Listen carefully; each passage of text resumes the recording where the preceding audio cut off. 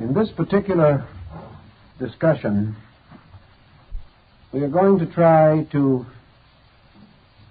make several additions to our original text, which we think will convey some new dimensions of meaning to our basic problem. In the first place, as we all realize, ancient philosophy and science derived a great deal of symbolical knowledge and insight from the study of the human body. In the function of the body itself, man was presented with an immediate and intimate mystery. And for the most part, this mystery has not been solved, even with our increasing scientific knowledge.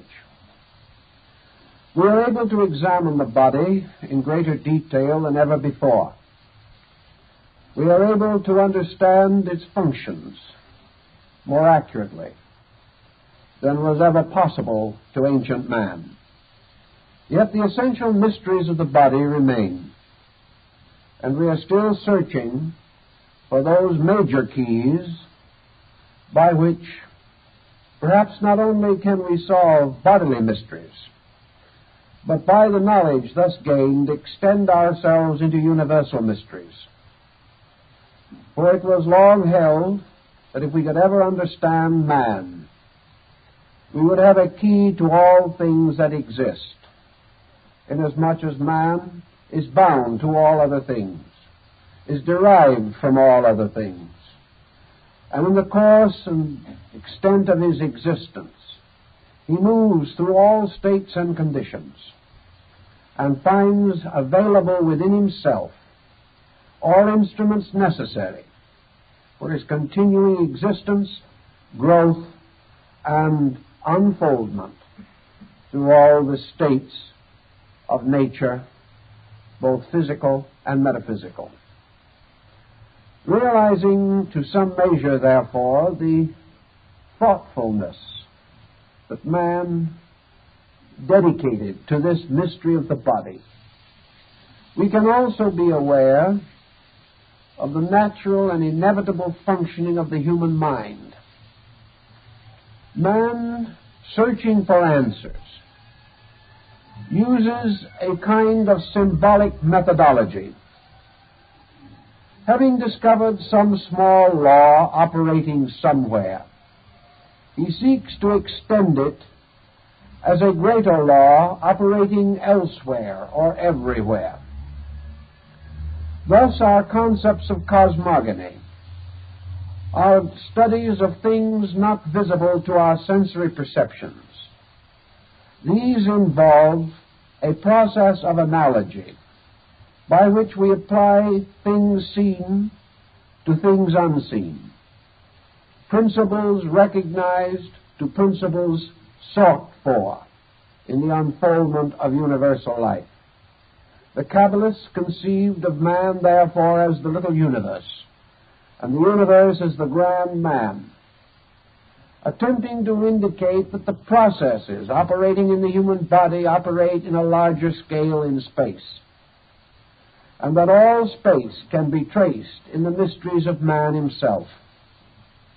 This concept not only dominated the thinking of early Western mysticism, but is part of our spiritual heritage from Asia, where the same contemplations have everywhere existed, and all our religions, philosophies, and sciences were originally influenced by these concepts of analogy.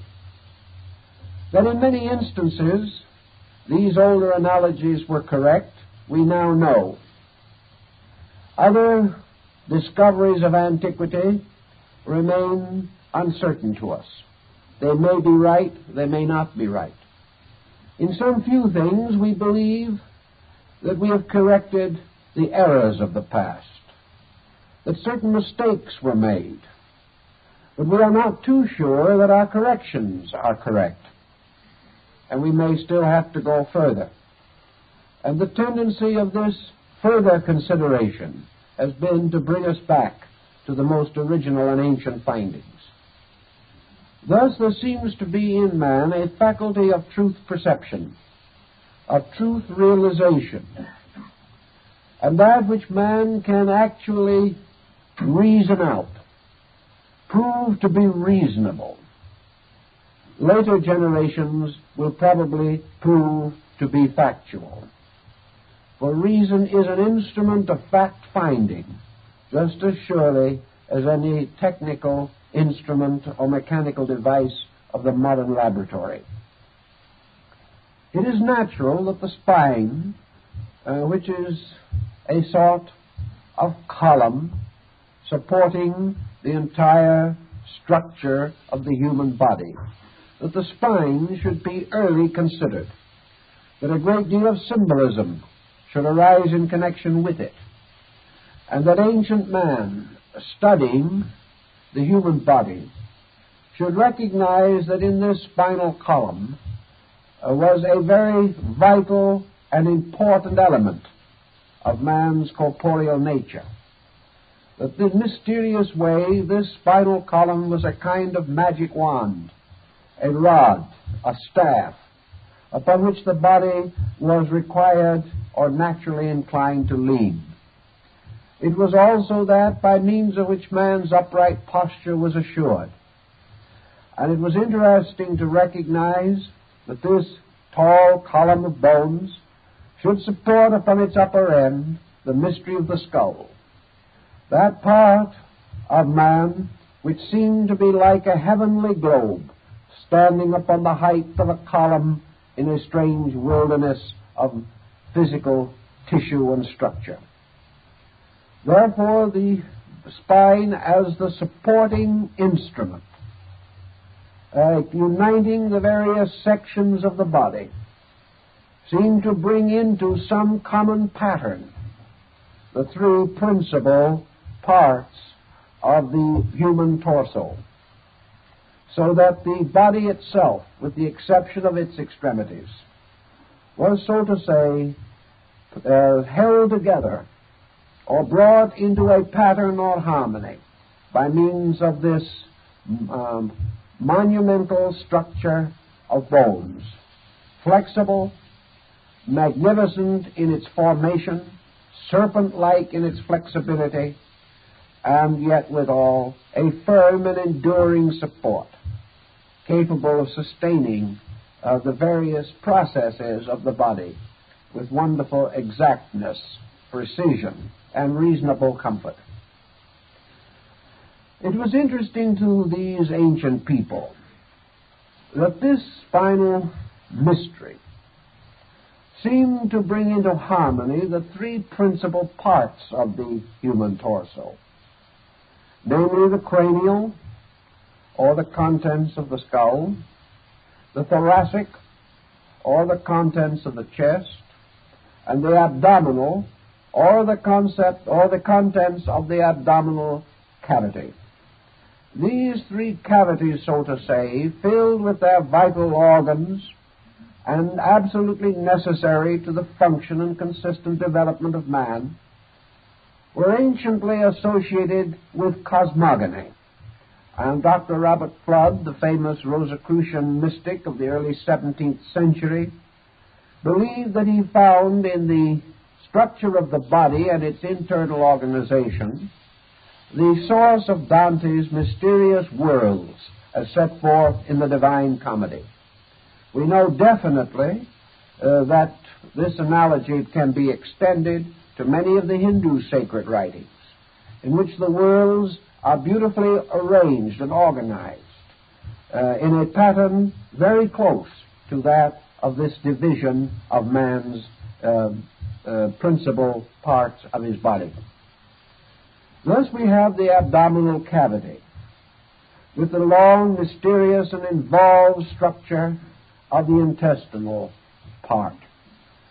And in this we see the symbol of the underworld, the mysterious sphere of Hades, of the ancient Greeks and Latins, a mysterious dark universe in which processes are constantly taking place, which are essential to man, but processes that have been very carefully and cunningly concealed by nature. We also recognize in the thoracic cavity what might be called the middle region. And in this middle region, the heart seems to reign supreme over the mystery of life. And far above, supported upon the slender column of the neck, we find the skull with its contents, the wonders of the brain, and of this mysterious upper world. And we find in Hindu philosophy that the spinal cord seems to be essentially the Ganges River, which arises in the head of Shiva, arising in the brain, arising in the midst of all those convolutions which are called the caves of Ganga, where the rishi or the holy men sit in eternal meditation, being symbolical of the brain processes and functions. And that this river then flows downward like a river of life, and that this river becomes a distributor of nerve impulse and nerve instinct to all parts of the body, keeping it alive, so that this spine with its brain above seems to resemble an inverted plant, a kind of bulb with its growth descending from the brain and extending throughout the body.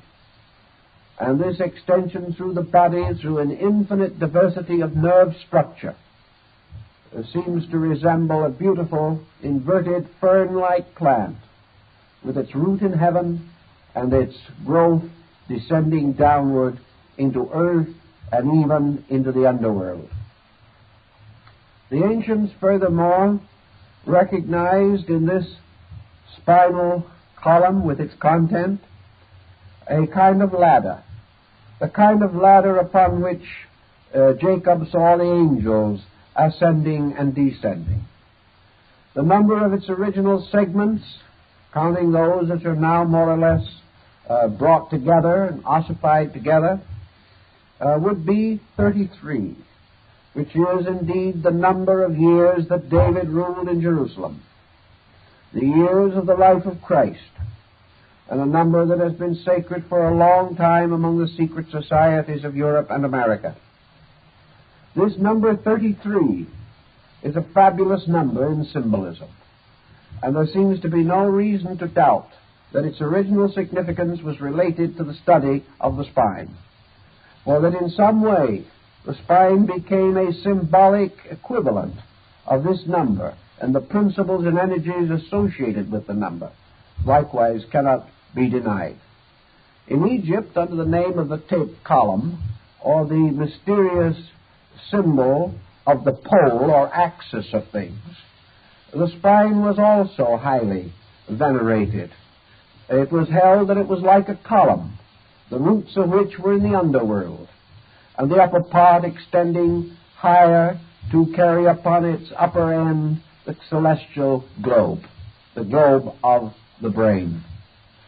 And to more or less carry on this symbol, we note that early anatomists have made constant use of the old symbolism in naming various parts of the body, and also, to a degree, various parts of the brain and spinal system. We know that they have called, for instance, the upper vertebra of the spine the Atlas, and it is this Atlas, the giant of Greek mythology, who carries the heavens upon his shoulders. This heaven world being in truth representative of the cranial sphere.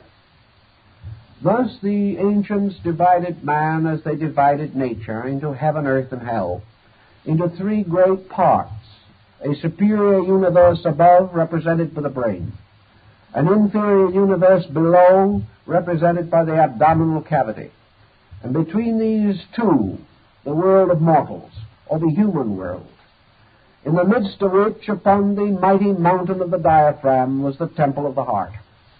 All of these symbols we find in the Eddas and sagas of Scandinavia, in the Kalevala of Finland, in the Buddhist mysticism of China and Japan. We find it in the Greek